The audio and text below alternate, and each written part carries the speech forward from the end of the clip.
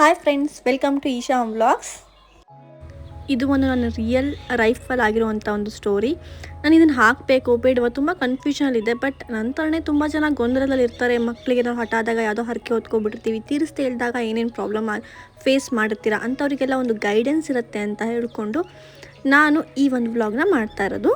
So ನನ್ನ miracle ಸ್ಟೋರಿನ ನಾನು ಹೇಳ್ಕೋಬೇಕು ಅಂತ ಹೇಳ್ತಾ ಇಲ್ಲ, ಬಟ್ ಯಾರಾದರೂ ಗೊಂದಲದಲ್ಲಿ ಇದ್ದರೆ ಅವರಿಗೆ ಉಪಯೋಗ ಆಗಲಿ ಅಂತ ಹಾಕ್ತಾ ಇರೋದು.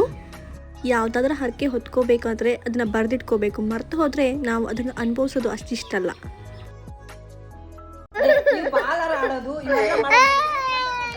ನಿಮ್ಮ ಮುಖ ಹಂಗ ಕಾಣ್ತೈತಿ. ಅವ ಹೆಂಗ್ ಮಾಡ್ತಾವ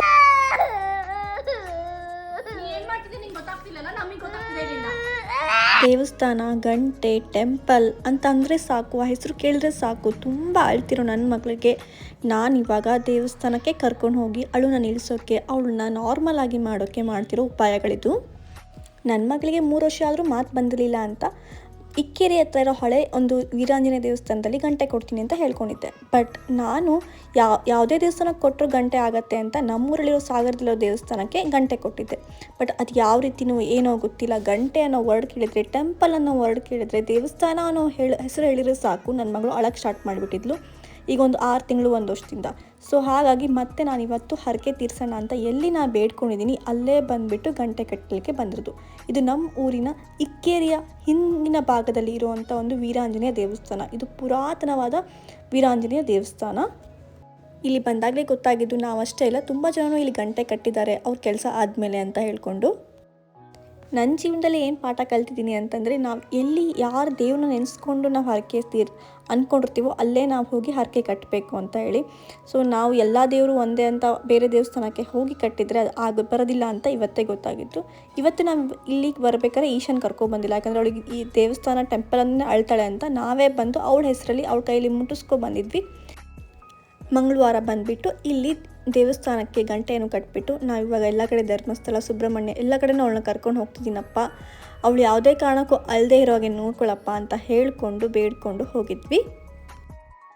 ಈ ವೀರಾಂಜನೇಯ ಮಹಿಮೆಯೋ ಏನೋ ಗೊತ್ತಿಲ್ಲ, ನಾನು ಹರಕೆ ತೀರಿಸಿರೋ ಅಂಥ ಒಂದು ಫಲನೋ ಏನೋ ಗೊತ್ತಿಲ್ಲ. ಇನ್ನು ನೆಕ್ಸ್ಟು ನಾವು ಯಾವ್ಯಾವ ದೇವಸ್ಥಾನಕ್ಕೆ ಹೋಗಿದ್ದೀನಿ, ಆ ದೇವಸ್ಥಾನ ಹೆಸರು ಕೇಳಿದರೆ ಅಳ್ತಾ ಇರೋವಂಥ ಒಂದು ಹುಡುಗಿ ಆ ದೇವಸ್ಥಾನದಲ್ಲಿ ಡ್ಯಾನ್ಸ್ ಮಾಡೋ ಅಷ್ಟು ಸಂತೋಷವಾಗಿ ತೃಪ್ತಿಯಿಂದ ಹೋಗ್ತಿದ್ದಾಳೆ. ಸೊ ಆ ಒಂದು ಜರ್ನಿನೇ ಇದು ಡಿವೈನ್ ಪಾತ್ ಜರ್ನಿ ಅಂತೇಳಿ. ಈ ಡಿವೈನ್ ಪಾತ್ ಜರ್ನಿ ನನ್ನ ಸ್ಟೋರಿನೂ ಹೇಳ್ಕೊಂಡು, ನನಗಾಗಿರುವಂಥ ಮಿರಾಕಲ್ ಪವಾಡನೂ ಹೇಳ್ಕೊಬಿಟ್ಟು ನಿಮಗೆ ನಾನು ಸ್ಟಾರ್ಟ್ ಆಗಿರೋದು ಧರ್ಮಸ್ಥಳ, ಸಾತೋಡ್ಗಿ ಗಣಪತಿ ದೇವಸ್ಥಾನ ಆಗಿರ್ಬೋದು, ಸುಬ್ರಹ್ಮಣ್ಯ ದೇವಸ್ಥಾನ, ಕಟೀಲು ದುರ್ಗಾ ಪರಮೇಶ್ವರಿ ದೇವಸ್ಥಾನನ ಈ ಜರ್ನಿಯಲ್ಲಿ ತೋರಿಸ್ತೀನಿ. ಸೊ ಹಾಗಾಗಿ ಈ ಕಂಪ್ಲೀಟ್ ವ್ಲಾಗ್ನ ಮಿಸ್ ಮಾಡಿದ್ರೆ ತಪ್ಪದೆ ನೋಡಿ. ಕಂಟಿನ್ಯೂಸ್ ಜನವರಿ 26 ಬಂದಿರೋದು ರಜೆ ಇರೋದ್ರಿಂದ ಸ್ಯಾಟರ್ಡೆ ಸಂಡೇ ನಾವು ಪ್ಲ್ಯಾನ್ ಮಾಡ್ಕೊಂಡಿದ್ವಿ. ಸೊ ನಾವು ಹೋಗ್ತಾ ಇರೋದು ಶನಿವಾರ ದಿನ, ಷಷ್ಠಿ ಆಗಿತ್ತು ಇವತ್ತಿನ ದಿನ ಹೊರಡೋ ದಿನ. ನಮ್ಮ ಸಾಗರದಿಂದ ತೀರ್ಥಹಳ್ಳಿ ಆಗುಂಬೆ ರೂಟಲ್ಲಿ ನಾವು ಧರ್ಮಸ್ಥಳಕ್ಕೆ ಹೊರಟ್ವಿ. ಆ್ಯಂಡ್ ಮಿರಾಕಲ್ ಏನಂದರೆ, ಸ್ಟಾರ್ಟ್ ಆಗ್ತಾನೆ ನಮಗೆ ಶುಭಾರಂಭ ಅನ್ನೋ ಹಾಗೆ ಐಶ್ವರ್ಯ ಅಂದರೆ ತೀರ್ಥಹಳ್ಳಿ ರೋಡಲ್ಲಿ ಸಿಗುವಂಥ ಆನೆ, ಅದ್ರ ಜೊತೆಗೆ ಅಣ್ಣ ಬಾಳೆಹಣ್ಣು ಮಾರ್ತೀರಾ ಕೊಡಿ. ಎಕ್ಸಾಕ್ಟ್ ಅಲ್ಲೇ ಬಾಳೆಹಣ್ಣಿನ ವ್ಯಾನು ಸಹಿತ ನಿಂತಿತ್ತು. ಆನೆ ಮತ್ತು ಬಾಳೆಹಣ್ಣಿನ ವ್ಯಾನ್ ಜೊತೆ ಇದ್ದಿದ್ದಕ್ಕೆ ನಾವು 1 ಡಜನ್ ಬಾಳೆಹಣ್ಣು ತಗೊಂಡು ಆನೆಗೆ ನೀಡ್ತಾ ಇರೋದು. ನೋಡಿ, ಇದೆ ಬಾಳೆಹಣ್ಣಿನ ವ್ಯಾನು, ಅವರು ಡ್ರೈವರು. ಯೂಶ್ವಲಿ ಬೆಳಗ್ಗೆ 11 ಗಂಟೆಯಿಂದ 1 ಗಂಟೆ ತನಕ ಈ ತೀರ್ಥಹಳ್ಳಿ ರೋಡಲ್ಲಿ ಈ ಐಶ್ವರ್ಯ ಆನೆ ಹೋಗ್ತಾ ಇರುತ್ತೆ. ನನಗೆ ಇದು 2ನೇ ಸಲ ಸಿಕ್ಕಿರೋದು. ಬಟ್ ಈ ಸಲ ಸಿಕ್ತಿರ್ಬೇಕಾದ್ರೆ ಮಿರಾಕಲ್ ಏನಂದರೆ, ಅದ್ರ ಜೊತೆಗೆ ಬಾಳೆಹಣ್ಣಿನ ಒಂದು ವ್ಯಾನ್ ಸಹಿತ ಅಲ್ಲೇ ನಿಂತಿತ್ತು. ಸೊ ಅವ್ರ ಹತ್ರ ನಾನು ಬಾಳೆಹಣ್ಣು ತೊಗೊಂಡ್ಬಿಟ್ಟು ಅದಕ್ಕೆ ಬರೀ ದುಡ್ಡಷ್ಟೇ ಅಲ್ಲ, ಈ ಸಲ ಬಾಳೆಹಣ್ಣನ್ನು ಕೊಟ್ಟು ಆಶೀರ್ವಾದ ಪಡ್ಕೊತಾ ಇರೋದು. ಹೇಳ್ತಾರಲ್ಲ ಯೂನಿವರ್ಸ್ ಮೀಟ್ಸ್ ಅಂತ ಹೇಳ್ಕೊಂಡು, ಯೂನಿವರ್ಸ್ ನಮಗೆ ಆನೆ ಜೊತೆಗೆ ಬಾಳೆಹಣ್ಣಿನ ಗಾಡಿನೂ ಸಹಿತ ಅಲ್ಲೇ ನಿಲ್ಲಿಸಿತ್ತು ರೋಡಲ್ಲಿ. So this is the best start ಅಂತಲೇ ಹೇಳ್ಬೋದು ಒಂದು ಡಿವೈನ್ ಪಾತ್ ಜರ್ನಿಗೆ.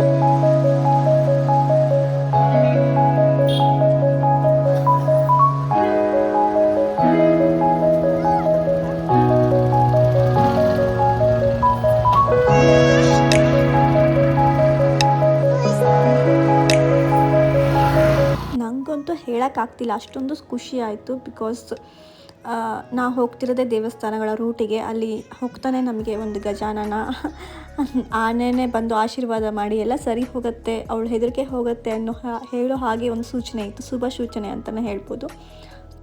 ಈ ಒಂದು ಶುಭ ಸೂಚನೆಯೊಂದಿಗೆ ನಮ್ಮ ಪ್ರಯಾಣ ಸ್ಟಾರ್ಟ್ ಆಯಿತು. ಆ್ಯಂಡ್ ಈ ಆನೆ ಹೆಸರು ಐಶ್ವರ್ಯ ಅಂತ ಹೇಳ್ಕೊಂಡು ತೀರ್ಥಹಳ್ಳಿ ಮತ್ತು ಕೊಪ್ಪಳ ರೋಡಲ್ಲಿ ಇರುತ್ತೆ. ಇದು ಆಲ್ಮೋಸ್ಟ್ 12 to 11 ಗಂಟೆಯಿಂದ ಇರುತ್ತೆ ಅನಿಸುತ್ತೆ, ನಡ್ಕೊಂಡು ಹೋಗ್ತಿರುತ್ತೆ. ನನಗೆ ಇದು 2ನೇ ಸಲ ಸಿಕ್ಕಿದ್ದು. ಲಾಸ್ಟ್ ಟೈಮು ಇದೇ ಟೈಮಲ್ಲಿ ನಾವು ತೀರ್ಥಹಳ್ಳಿ ರೂಟಲ್ಲಿ ಹೋಗ್ಬೇಕಾದ್ರೂ ಸಹಿತ ಈ ಐಶ್ವರ್ಯ ಆನೆ ಸಿಕ್ಕಿತ್ತು. ಕ್ಯೂಟ್ ಆ್ಯಂಡ್ ಪ್ರೆಟ್ಟಿಯಾಗಿದೆ. ಐಶ್ವರ್ಯ ನೇಮು ಅದಕ್ಕೆ ಸೂಟ್ ಆಗುತ್ತೆ ಅಂತಲೇ ಹೇಳ್ಬೋದು. ಆ್ಯಂಡ್ ಈ ಸಲ ನಾವು ನಮ್ಮ ಕಾರಲ್ಲಿ ಹೋಗಿರಲಿಲ್ಲ, ಕಾರಿಗೆ ರೆಂಟ್ ತೊಗೊಂಡು ಹೋಗಿರೋದು. ಇದು ರವಿ ಅಂತ ಹೇಳ್ಕೊಂಡು ಸಾಗರದಲ್ಲೇ ರೆಂಟಲ್ ಕಾರ್ ಮಾಡ್ತಾರೆ. ಸೊ ಅವ್ರ ಜೊತೆಗೆ ನಾವು ಕಾರಲ್ಲಿ ಹೋಗ್ತಾ ಇರೋದು. ಲಾಂಗ್ ಜರ್ನಿ ಆಗಿರೋದ್ರಿಂದ ಒಬ್ಬರು ಡ್ರೈವರ್ ಇದ್ದು ಅವ್ರದ್ದೇ ಕಾರ್ ಇದ್ದರೆ ಬೆಟರ್ ಅಂತ ಹಾಗೆ ಹೋಗಿದ್ದು. ಆ್ಯಂಡ್ ಬೆಸ್ಟ್ ಪಾರ್ಟ್ ಏನಂದರೆ ನನ್ನ ಮಗಳು ಅವ್ರ ತೊಡೆ ಮೇಲೆ, ನಮ್ಮ ಅಮ್ಮನ ತೊಡೆ ಮೇಲೆ ಮಲ್ಕೊಂಡ್ರೆ ನಾನು ನಮ್ಮಮ್ಮನ ತೊಡೆ ಮೇಲೆ ಮಲ್ಕೊಂಡು ಹೋಗ್ತಾ ಇದ್ದೀನಿ. ಅದೇ ಒಂಥರ ಸ್ವರ್ಗ.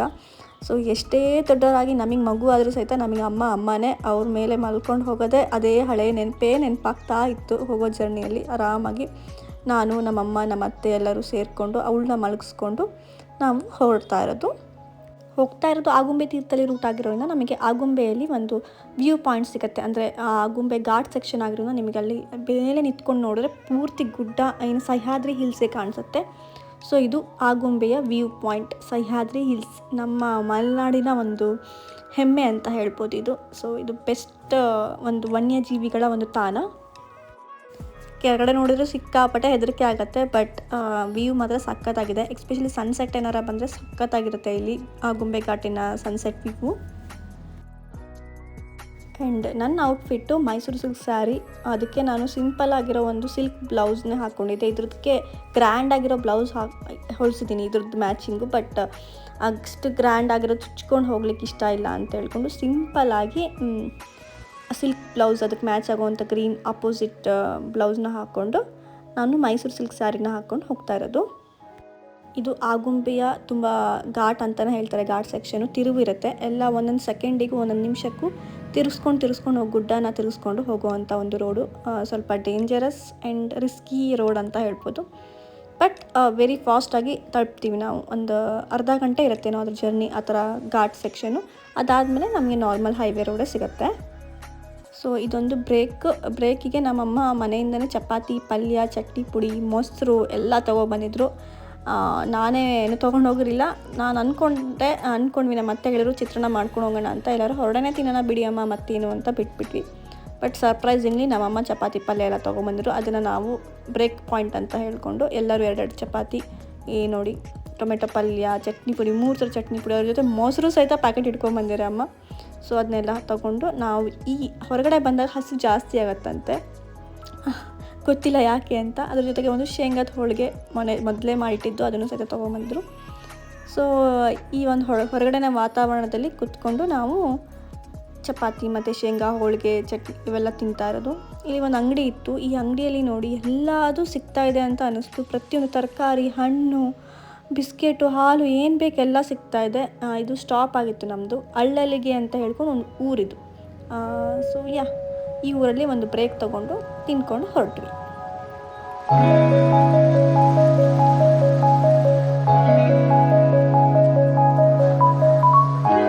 ಫಸ್ಟು ಹೋಗಿರೋದೆ ನಾವು ಧರ್ಮಸ್ಥಳಕ್ಕೆ. ಸೊ ಇದು ಧರ್ಮಸ್ಥಳ. ನಾವು ತಲುಪ್ತಾ ಒಂದು 2:15 ಆಗಿತ್ತು. ಬಟ್ ನಮ್ಮ ಧರ್ಮಸ್ಥಳದಲ್ಲಿ ಫಸ್ಟ್ ಧರ್ಮಸ್ಥಳ ದರ್ಶನ ಮಾಡಲಿಲ್ಲ. ನೆಕ್ಸ್ಟ್ ಡೇಗೆ ಇಲ್ಲೇ ಉಳ್ಕೊಳೋದಾಗಿರೋದ್ರಿಂದ ನೆಕ್ಸ್ಟ್ ಡೇ ಧರ್ಮಸ್ಥಳ ಬೆಳಗಿನ ಜಾವನೇ ಮಂಜುನಾಥ ಸ್ವಾಮಿ ದರ್ಶನ ಮಾಡೋಣ ಅಂತ ಹೇಳ್ಕೊಂಡು ನಾವಿಲ್ಲಿ ರೂಮ್ ಬುಕ್ ಮಾಡಿಕೊಂಡು ವೆಂಟು ಸಾತೋಡ್ಕ ಗಣಪತಿ ಮತ್ತು ಸುಬ್ರಹ್ಮಣ್ಯನ ನೋಡ್ಕೊಂಡು ಬರೋಣ ಅಂತ ಹೇಳ್ಕೊಂಡು ಹೋಗ್ತಾ ಇರೋದು. ಸೊ ಇದು ಧರ್ಮಸ್ಥಳದಲ್ಲಿ ಹಳೆಯ ಕಾಲದ ರಥಗಳನ್ನೆಲ್ಲ ಇಟ್ಟಿದ್ದಾರೆ, ಇಲ್ಲಿ ನೋಡ್ಬೋದು ನೀವು ರೋಡಲ್ಲಿ. ಸೊ ಇದು ನಮ್ಮ ಶ್ರೀ ಕ್ಷೇತ್ರ ಧರ್ಮಸ್ಥಳ. ನಮ್ಮ ಕರ್ನಾಟಕದ ಒಂದು ದೊಡ್ಡ ಒಂದು ಟ್ರಸ್ಟ್ಗಳಲ್ಲಿ ಒಂದಾದ ಒಂದು ದೇವಸ್ಥಾನ ಅಂತಲೇ ಹೇಳ್ಬೋದು. ಹೇಗೆ ತಿರುಪತಿ ಹೇಗಿದೆ ಆಂಧ್ರ ಪ್ರದೇಶದಲ್ಲಿ, ಹಾಗೆ ಕರ್ನಾಟಕದಲ್ಲಿ ಧರ್ಮಸ್ಥಳ ಅನ್ನೋದೇ ಒಂದು ದೊಡ್ಡದು. ಸೊ ಇಲ್ಲಿ ನೋಡಿ ಎಷ್ಟು ಕ್ಯೂಟಾಗಿ ಹಳೆಯ ಅಂಬಾಸಿಡರ್ ಕಾರ್ನ ಅದನ್ನು ತೊಗೊಂಡು ಹೋಗ್ತಾ ಇದೆ. ಅದನ್ನು ನೋಡೋಕ್ಕೆ ಮಜಾ ಅನ್ನಿಸ್ತು ನನಗೆ ರೋಡಲ್ಲಿ. ಇದು ಹಿಂದ್ಗಡೆ ಪಾರ್ಟು ಅಂಬಾಸಿಡರ್ ಕಾರು, ಮುಂದ್ಗಡೆ ಹೋಗ್ತಿರೋದು ದನ ಅಂದರೆ ಆಕಳು. How cute. ಆ್ಯಂಡ್ ನಾವಿಲ್ಲಿ ಹೋಟೆಲ್ ಬುಕ್ ಮಾಡಿದ್ವಿ ವೈಶಾಲಿ ಅನ್ನೋಲ್ಲಿ. ಹೋಟೆಲ್ನ ಮೊದಲೇ ಡ್ರೈವರೇ ಹೇಳಿಸಿಟ್ಟಿದ್ರು. ಸೊ ಅಲ್ಲಿ ಲಗೇಜ್ನೆಲ್ಲ ಸ್ವಲ್ಪ ಇಟ್ಟು ಫ್ರೆಶ್ ಅಪ್ ಆಗಿಬಿಟ್ಟು ನಾವು ಫಸ್ಟ್ ಹೋಗ್ತಿರೋದು ಸಾತೋಡ್ಕ ಗಣಪತಿ ದೇವಸ್ಥಾನಕ್ಕೆ. ಇಲ್ಲಿ ಇವತ್ತು ಗಣಪತಿ ದೇವಸ್ಥಾನ ಸುಬ್ರಹ್ಮಣ್ಯನ ಮುಗಿಸ್ಕೊಬಂದು ರಾತ್ರಿ ಉಳ್ಕೊಳ್ಳೋಣ ಧರ್ಮಸ್ಥಳ, ಬೆಳಗಿನ ಜಾವ ದೇವ್ರ ದರ್ಶನ ಮಾಡೋಣ ಅಂತ ಹೇಳ್ಕೊಂಡು ನಾವು ಫಸ್ಟ್ ಹೊರಟಿರೋದು ಇದು ಸಾತೋಡ್ಕ ಗಣಪತಿ ದೇವಸ್ಥಾನ. ಇದು ಸಿಗುತ್ತೆ ಧರ್ಮಸ್ಥಳ ಮತ್ತು ಸುಬ್ರಹ್ಮಣ್ಯ ರೋಡಲ್ಲಿ ಸಿಗುತ್ತೆ ಇದು. ಸೌತೆಕಾಯಿ ಗಣಪತಿ ಅಂತಲೂ ಹೇಳ್ತಾರೆ, ಇಲ್ಲಾಂದರೆ ಗಂಟೆ ಗಣಪತಿ ಅಂತಲೂ ಹೇಳ್ತಾರೆ ಇಲ್ಲಿ. ಯಾಕಂದರೆ ಇಲ್ಲಿ ಸೌತೆಕಾಯಿನ ಒಂದು ಪ್ರಸಾದದ ರೂಪದಲ್ಲಿ ಕೊಡ್ತಾರೆ. ಆ್ಯಂಡ್ ಗಂಟೆನ ಎಲ್ಲರೂ ಸಹಿತ ಇಲ್ಲಿ ಅವ್ರ ಹರಕೆ ಹೊತ್ಕೊಂಡು ಅಥವಾ ಅವರಿಗೆ ಆ ಮನಸ್ಸಿಗೆ ಆ ಕೆಲಸ ಆಗಿದ್ರು ಸಹಿತ ಗಂಟೆನ ಇಲ್ಲಿ ಅರ್ಪಿಸ್ತಾರೆ. ನನ್ನ ಮಗಳಿಗೆ ಗಂಟೆ ಅಂದರೆ ಹೆದರಿಕೆ ಆಗಿರೋದ್ರಿಂದ ನಾವು ಗಂಟೆ ತೊಗೊಂಡು ಅರ್ಪಿಸೋಣ ಅಂತ ಹೇಳ್ಕೊಂಡು ಹೋಗ್ತಿರೋದು. ನಾನು ಫಸ್ಟು ತುಂಬ ಹೆದರ್ಕೊಂಡೆ, ಯಾಕೆ ಅಂದರೆ ನನ್ನ ಮಗಳಿಗೆ ಗಂಟೆ ಸೌಂಡು ಅಥವಾ ಗಂಟೆಗಳನ್ನ ನೋಡಿದರೆ ಹೆದರ್ತಾಳೆ. ಸೊ ಇಲ್ಲಿ ಎಷ್ಟೊಂದು ಗಂಟೆಗಳಿದ್ದಾವೆ, ಎಷ್ಟೊಂದು ಸೌಂಡ್ ಬರ್ತಾ ಇದೆ, ಅವಳು ಹೇಗಿರ್ತಾಳೆ ನೋಡಿ. ಅಲ್ಲಿ ಆಲ್ರೆಡಿ ಅವಳಿಗೆ ಮುಖ ಹೆದರ್ಕೊತಿದ್ದಾಳೆ, ಆಲ್ರೆಡಿ ಅಳು ಫೇಸ್ ಮಾಡಿಬಿಟ್ಟಿದ್ದಾಳೆ, ಗಂಟೆ ಇದೆ ಪಪ್ಪ ಅಂತ ಹೇಳಿ.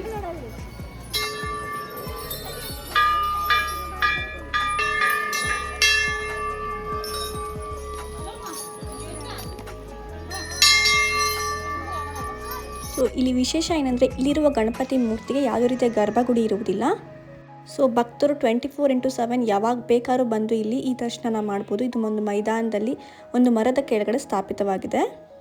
ಪುರಾತನದ ಪ್ರಕಾರ ರಾಜಮನೆತನದ ಒಂದು ದೇವಾಲಯದಲ್ಲಿ ಗಣಪತಿ ಮೂರ್ತಿ ಇತ್ತು. ಬಟ್ ಆ ದೇವಸ್ಥಾನ ನಾಶವಾದ ಮೇಲೆ ಗೋಪಾಲಕರು ಆ ಮೂರ್ತಿಯನ್ನು ಕಂಡು ಒಂದು ಹೊಲದಲ್ಲಿ ಸ್ಥಾಪನೆ ಮಾಡಿದರು. ಆ ಹೊಲದಲ್ಲಿ ಪೂರ್ತಿ ಸೌತೆಕಾಯಿಯೇ ಬೆಳೆದಿರೋದ್ರಿಂದ ಇದಕ್ಕೆ ಸೌತೆಕಾಯಿ ಗಣಪತಿ ಅಥವಾ ಸೌತಡ್ಕ ಗಣಪತಿ ಅಂತ ಹೆಸರು ಬಂತು ಅಂತ ಹೇಳ್ತಾರೆ. ಭಕ್ತರ ನಂಬಿಕೆಯಂತೆ ಇದು ತೆರೆದ ಜಾಗದಲ್ಲೇ ಇರಬೇಕು ಅಂತ ಗಣಪತಿ ಹೇಳೋದ್ರಿಂದ ಅದು ಗಣಪತಿನ ಗರ್ಭಗುಡಿ ಇಲ್ಲದೆ ಒಂದು ತೆರೆದ ಪ್ಲೇಸಲ್ಲೇ ಸಹಿತ ಸ್ಥಾಪನೆ ಮಾಡಲಾಗಿದೆ.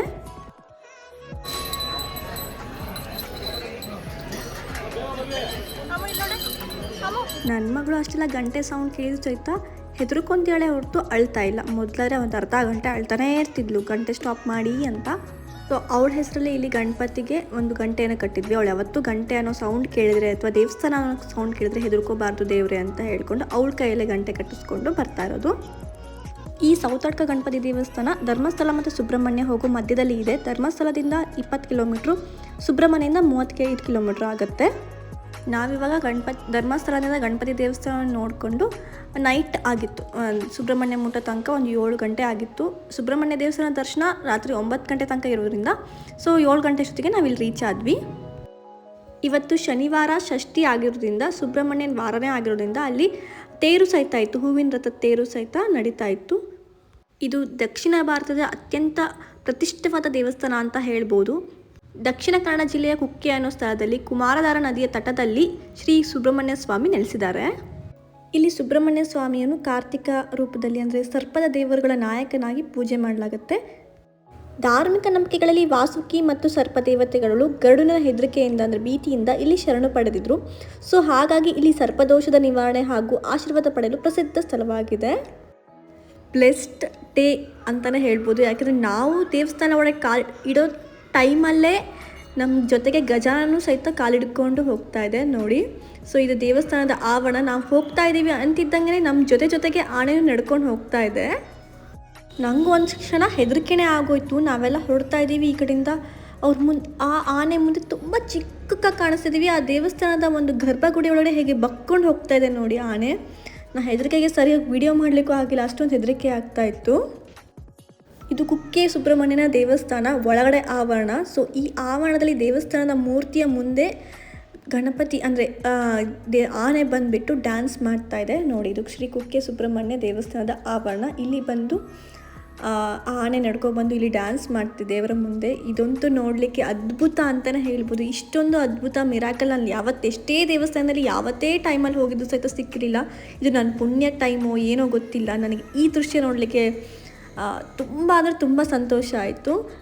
ಶ್ರೀ ಗಣೇಶನೇ ಅಲ್ಲಿ ಬಂದು ನೋಡಿ ಒಂದು ರೌಂಡ್ ಹೊಡೆದ್ಬಿಟ್ಟು ಡ್ಯಾನ್ಸ್ ಮಾಡ್ತಾಯಿದೆ ದೇವ್ರ ಹತ್ರ. ಅದಾದಮೇಲೆ ಇದಿಷ್ಟೇ ಅಲ್ಲದೆ ಇದು ಡ್ರೆಸ್ ಹಾಕ್ಕೊಳ್ಲಿಕ್ಕೆ ಹೋಗ್ತಾ ಇರೋದು. ಇದು ನಾನು ಆಯಿತು ಅಂತ ಅಂದ್ಕೊಂಡೆ, ಗಣಪತಿ ಹೋಗ್ತಿದ್ದೆ ಗಣೇಶ ಅಂತ. ಬಟ್ ಅಲ್ಲಿ ಹೋಗಿ ಅದಕ್ಕೆ ಅಂತ ಒಂದು ವ್ಯವಸ್ಥೆ ಮಾಡಿದರೆ ಡ್ರೆಸ್ ಹಾಕ್ಕೊಳ್ಲಿಕ್ಕೆ ಅಂತಲೇ. ಈಗ ಅದಕ್ಕೆ ಅಲಂಕಾರ ಮಾಡ್ತಾ ಇದ್ದಾರೆ. ಈ ಅಲಂಕಾರ ಮಾಡಿ ಮತ್ತೆ ಉತ್ಸವ ಮೂರ್ತಿಯ ಜೊತೆಗೆ ಒಂದು ರೌಂಡ್ ಹೋಗಿ ಬರುತ್ತಂತೆ.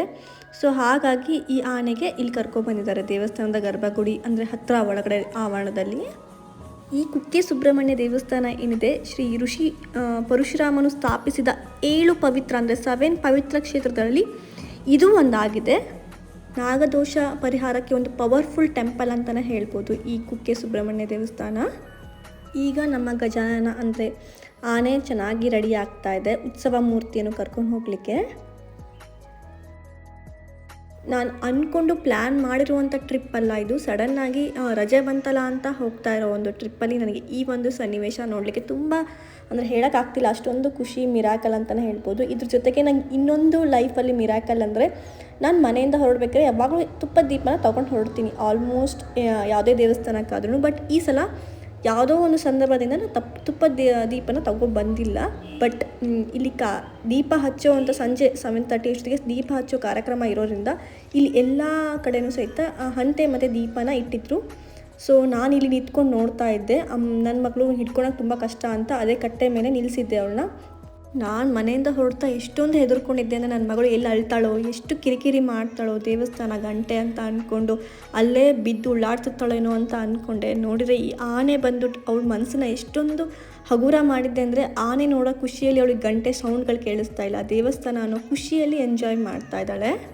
ನನಗೆ ಗೊತ್ತಿಲ್ಲ ಅವಳನ್ನ ಎಲ್ಲಿ ನಾನು ಕಟ್ಟೆ ಮೇಲೆ ನಿಲ್ಲಿಸಿದ್ದೀನಿ ಅಲ್ಲಿ ದೀಪ ಹಚ್ಚೋಕ್ಕೆ ಅಂತ ಇಲ್ಲಿ ಥರ ಹಂಟೆ ಮತ್ತು ಬತ್ತಿನ ಹಾಕಿಟ್ಟಿದ್ರು ಅಂತ. ಸಡನ್ನಾಗಿ ಅಲ್ಲಿರೋ ಭಟ್ರೆಲ್ಲ ಬಂದುಬಿಟ್ಟು ದೀಪ ಹಚ್ಚಿ ಅಮ್ಮ ಹೇಳಿ ನಿಂತ್ಕೊಳ್ಳಿ ಅಂತ ಅಂದರು ನಮಗೆ. ಸೊ ನಾವು ಕೆಳಗಡೆ ಇದ್ದೋಳು ಈ ಕಟ್ಟೆ ಮೇಲೆ ಹತ್ತಿ ನಿಂತ್ಕೊಂಡು ದೀಪ ಹಚ್ಚಿದ್ದೀನಿ.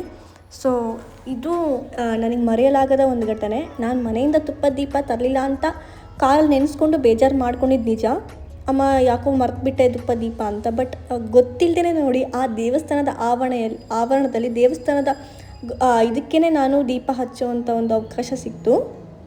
ಈಗ ನಮ್ಮ ಗಜಾನನ ಆನೆ ಚೆನ್ನಾಗಿ ವಿಜೃಂಭಣೆಯಿಂದ ಅಲಂಕಾರ ಆಗಿ ದೇವಸ್ಥಾನದ ಆವರಣದಲ್ಲಿ ಒಂದು ಉತ್ಸವ ಮೂರ್ತಿಗೆ ನಮಸ್ಕಾರ ಮಾಡಿ ಡ್ಯಾನ್ಸ್ ಮಾಡ್ತಾ ಇರೋದು. ಈ ದೃಶ್ಯ ನೋಡಲಿಕ್ಕೆ ಎಷ್ಟೊಂದು ಸಂತೋಷ ಆಗ್ತಿತ್ತು ಅಲ್ಲಿ ನಿಂತ್ಕೊಂಡು. ಅಬ್ಬಾ, ನಿಜವಾಗ್ಲೂ ಇದೆಲ್ಲ ಸರ್ಕಸಲ್ಲಿ ಎಲ್ಲೋ ಟಿ ವಿಯಲ್ಲಿ ನೋಡ್ದಂಗೆ, ಬಟ್ ರಿಯಲ್ಲಾಗೆ ನಾನು ನೋಡ್ತಾ ಇದ್ದೀನಿ. ಆನೆ ಎಷ್ಟು ಚೆನ್ನಾಗಿ ದೇವರಿಗೆ ಡ್ಯಾನ್ಸ್ ಮಾಡಿ ವಂದನೆ ಸಲ್ಲಿಸ್ತಾ ಇದೆ.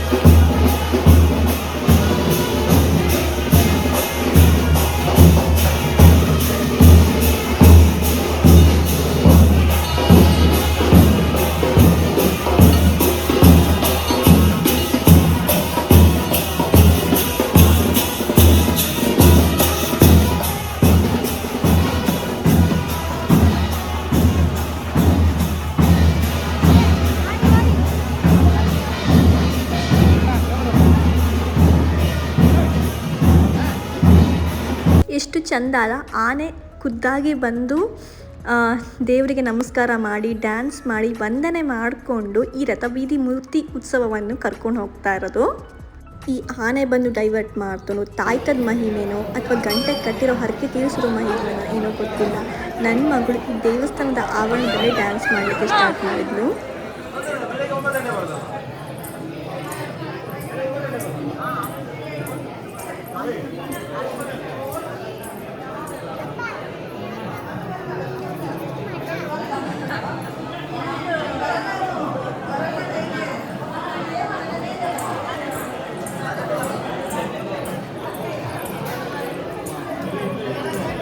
ನಾಳೆ ದೇವಸ್ಥಾನಗಳಿಗೆ ಹೋಗ್ತೀವಿ ಅಂತ ಗೊತ್ತಾದಾಗ ರಾತ್ರಿ ನಾನು ಎಷ್ಟೊಂದು ಹೆದರ್ಕೊಂಡು ದೇವ್ರ ಹತ್ರ ಬೇಡ್ಕೊಂಡಿದ್ದೆ ಅಂದರೆ, ನನ್ನ ಮಗಳು ಅಳಬಾರ್ದು ದೇವರೇ, ಪ್ಲೀಸ್ ಪ್ಲೀಸ್ ನನ್ನ ಮಗಳು ಅಳಬಾರ್ದು, ಹೆದರ್ಕೋಬಾರ್ದು, ದೇವಸ್ಥಾನ ಅಂದರೆ ಗಂಟೆ ಅಂದರೆ ಪ್ಲೀಸ್ ಅಂತ ಎಷ್ಟು ನೆನೆಸ್ಕೊಂಡು ರಾತ್ರಿಯಲ್ಲಿ ನಿದ್ದೆ ಮಾಡದೆ ಇದ್ದಿದ್ದು ಇದೆ. ಬಟ್ ಈ ಕ್ಷಣ ನೋಡಿದಾಗ ನಂಗೊಂದು ಅನಿಸಿದ್ದು, ನಿಜವಾಗ್ಲೂ ದೇವ್ರಿದ್ದಾನೆ. ನಂಗೆ ದೇವ್ರ ಮೇಲೆ ನಂಬಿಕೆ ಇನ್ನೂ ಜಾಸ್ತಿನೇ ಆಗ್ತಾಯಿದೆ. ಯಾಕೆಂದರೆ ನಾನು ಕಂಡಿರೋ ಸಿಚುವೇಶನ್ಸ್ಗೆ ಹೋಲಿಸಿ ಈ ಒಂದು ಸಿಚುವೇಶನ್ ಅವಳಿಷ್ಟು ಆರಾಮಾಗಿ ಇರ್ತಾ ಇರೋ ಸಿಚುವೇಶನ್ ನೋಡಿದಾಗ ನಿಜವಾಗ್ಲೂ ದೇವರಿದ್ದಾನೆ ಅಂತಲೇ ಹೇಳ್ಬೋದು. ಸೊ ಅದಾದಮೇಲೆ ನಾವು ಅಲ್ಲೇ ಸುಬ್ರಹ್ಮಣ್ಯ ದೇವಸ್ಥಾನಕ್ಕೆ ದರ್ಶನ ಮಾಡಿಬಿಟ್ಟು ಪ್ರಸಾದನ ತೊಗೊಂಡ್ಬಿಟ್ಟು ಹೊರಗಡೆ ಬಂದು ಸ್ವಲ್ಪ ಇಲ್ಲೆಲ್ಲ ಇಷ್ಟೊಂದು ಮೂರ್ತಿಗಳು ಈ ಬ್ರಾಸಿಂದೆಲ್ಲ ಇತ್ತು, ಅದನ್ನ ನೋಡಿಕೊಂಡು ಬೇಕಾಗಿರೋ ಅಂಥದ್ದನ್ನು ಶಾಪಿಂಗ್ ಮಾಡಿದ್ವಿ. ನಾನು ಯಾವುದೇ ರೀತಿಯ ಮೂರ್ತಿ ತೊಗೊಂಡಿಲ್ಲ, ಬಟ್ ನನ್ನ ಮಗಳು ಬಿಡಬೇಕಲ್ಲ, ಅವಳಿಗೆ ಇಷ್ಟ ಆಗಿರುವಂಥ ಒಂದು ಟಾಯ್ಸ್ನೆಲ್ಲ ತೊಗೊಂಡ್ಬಿಟ್ಟು ನಾವು ಹೊರಡ್ತಾ ಇದ್ದಿರೋದು. ನಾವು ಧರ್ಮಸ್ಥಳದಲ್ಲೇ ರೂಮ್ ಮಾಡಿರೋದ್ರೆ ಧರ್ಮಸ್ಥಳಕ್ಕೆ ಹೊರಡಲಿಕ್ಕೆ ತಯಾರಿ ಮಾಡ್ತಾಯಿದ್ವಿ. ಬಟ್ ಹೊರಗಡೆನೇ ಇಲ್ಲಿ ರಾಜಬೀದಿಯಲ್ಲಿ ಹೂವಿನ ಅಲಂಕಾರದ ಒಂದು ರಥದ ಜೊತೆಗೆ ಮತ್ತೆ ಇಲ್ಲಿ ಆನೆ ಪ್ರದಕ್ಷಿಣೆ ಮಾಡ್ತಾ ಇರೋದು.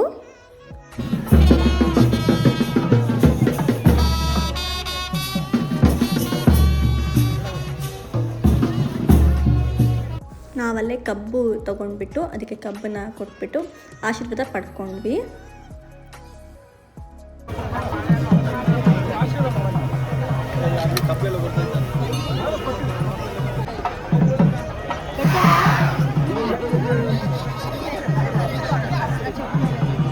ಈ ಒಂದು ಅದ್ಭುತ ದೃಶ್ಯನ ಕಣ್ತುಂಬಿಸ್ಕೊಂಡು ನಾವು ಸುಬ್ರಹ್ಮಣ್ಯದಿಂದ ಧರ್ಮಸ್ಥಳಕ್ಕೆ ಹೋಗಿ ಉಳ್ಕೊಂಡ್ವಿ. ಅಲ್ಲೇ ರೂಮ್ ಮಾಡಿರೋದ್ರಿಂದ ಸೊ ಹೋಗಿ ಉಳ್ಕೊಳ್ಳೋ ತನಕ ರಾತ್ರಿ 10:30 ಆಗಿತ್ತು. ನಾವು ಪ್ಲ್ಯಾನ್ ಮಾಡಿದ್ದು ಮಾರ್ನಿಂಗ್ ಬೆಳಗಿನ ಜಾವ 4 ಗಂಟೆಗೆ ಎದ್ದು ಎಲ್ಲ ಫ್ರೆಶ್ ಅಪ್ ಆಗಿಬಿಟ್ಟು ಮಂಜುನಾಥ ಸ್ವಾಮಿ ದರ್ಶನ ಮಾಡೋಣ ಅಂತ 5:30 6 ಗಂಟೆ ಅಷ್ಟೊತ್ತಿಗೆ ಮಂಜುನಾಥ ಸ್ವಾಮಿ ದೇವಸ್ಥಾನಕ್ಕೆ ಹೋಗಿ ದರ್ಶನ ಮಾಡೋಣ ಅಂತ ಹೇಳ್ಕೊಂಡು ರಾತ್ರಿ ಬೇಗ ಹೋಗಿ ಮಲ್ಕೊಂಡ್ವಿ. ದೇವರ ದರ್ಶನಕ್ಕೆ ತೆರಳುವ ಭಕ್ತಾದಿಗಳಿಗೆ ಸಾಲಿನ ಗೇಟ್ ನಂಬರ್ ಈ ರೀತಿ ಇದೆ. ಭಕ್ತಾದಿಗಳು ಗಮನಿಸಿಕೊಳ್ಬೇಕಾಗಿ ವಿನಂತಿ. ಸೊ ನಾವು ಮಾರ್ನಿಂಗೇ ಹೋಗ್ಬಿಟ್ಟು ದೇವರ ದರ್ಶನ ಅಂದರೆ 5:30 ಅಷ್ಟೊತ್ತಿಗೆ ಹೋಗಿ ಶ್ರೀ ಮಂಜುನಾಥ ಸ್ವಾಮಿ ದರ್ಶನ ಮಾಡಿಕೊಂಡು 7:30 8 ಗಂಟೆ ತನಕ ಹೊರಗಡೆ ಬಂದ್ವಿ. ಇಲ್ಲಿ ಒಳಗಡೆ ಫೋನ್ ಅಲೋ ಇಲ್ಲದೆ ಇರೋದ್ರಿಂದ ನಾನು ಯಾವುದೇ ರೀತಿಯ ವಿಡಿಯೋ ಫುಟೇಜನ್ನು ತಕ್ಕೊಂಡಿಲ್ಲ.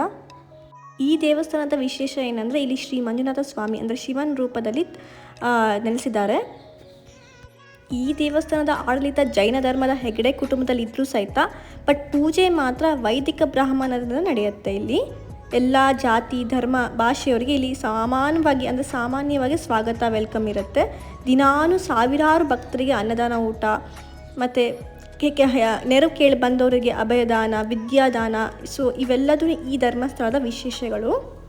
ಇಲ್ಲಿ ದೇವಸ್ಥಾನದ ದರ್ಶನ ಮಾಡಿ ಬಂದ ಮೇಲೆ ಒಂಥರ ಮನಸ್ಸಿಗೆ ವಿಚಿತ್ರವಾದ ಒಂದು ಶಾಂತಿ ಅಥವಾ ನೆಮ್ಮದಿ ಸಿಗೋದಂತೂ ಖಂಡಿತ.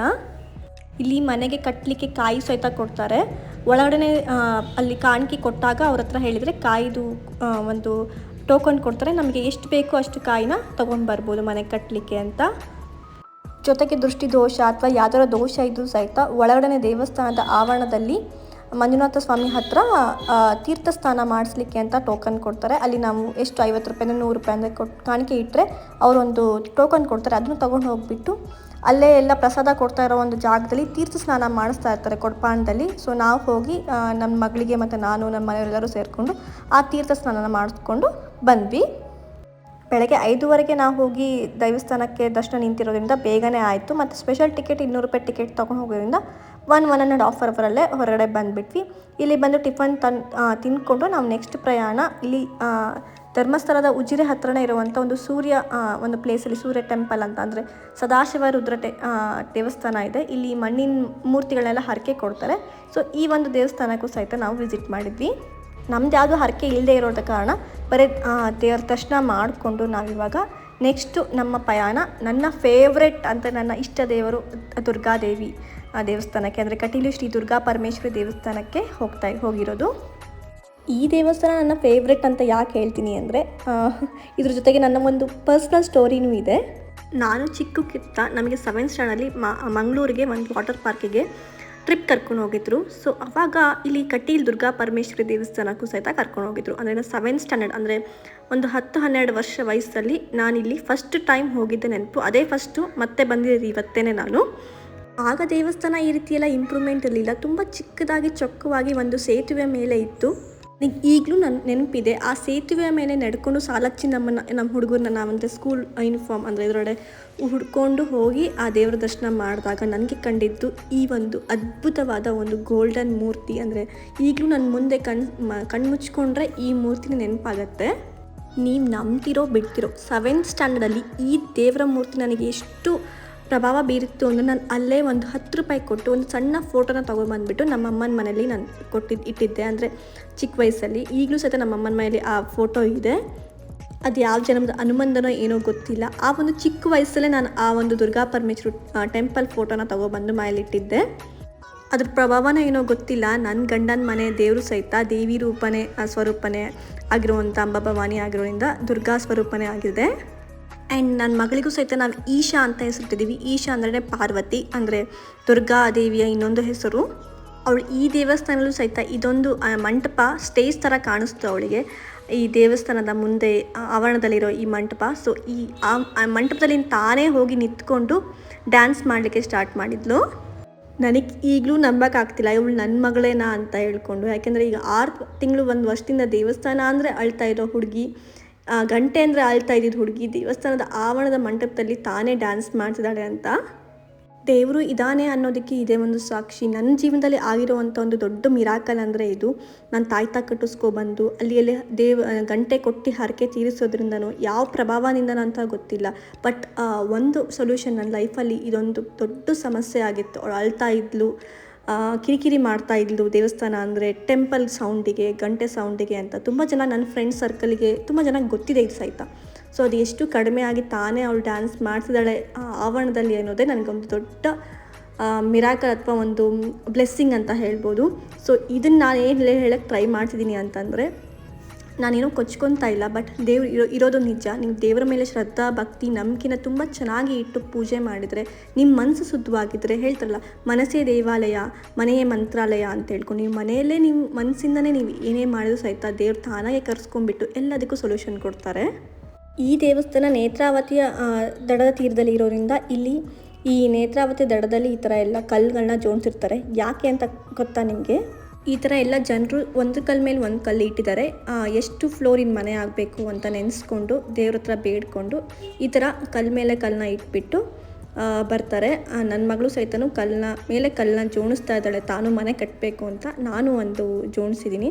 ಸೊ ಯಾವ್ದಾರ ದೇವಸ್ಥಾನದಲ್ಲಿ ಈ ಥರ ಎಲ್ಲ ನೀವು ಕಲ್ಲಿಟ್ಟಿದ್ರೆ ನೋಡಿದ್ದಾರೆ ಅಂತಂದರೆ ಅದ್ರ ಏನು ಅರ್ಥ ಅಂದರೆ, ನಾವು ಹೋಗಿ ಕಲ್ಲನ್ನ ಎಷ್ಟು ಜೋಡಿಸ್ತೀವಿ ಅಷ್ಟು ಫ್ಲೋರಿನ ಮನೆ ಕಟ್ತೀವಿ ಅನ್ನೋ ಒಂದು ಪ್ರತೀತಿ. ನನಗೆ ಗೊತ್ತಿಲ್ಲ, ಬಟ್ ತುಂಬ ಜನ ಹೇಳ್ತಾ ಇದ್ರು, ನನಗೂ ಸಹಿತ ನಾನು ಅದನ್ನೇ ಮಾಡ್ಕೊಂಡು ಬಂದು ಮನೆಯೂ ಸಹಿತ ಕಟ್ಟಿದ್ದೀನಿ.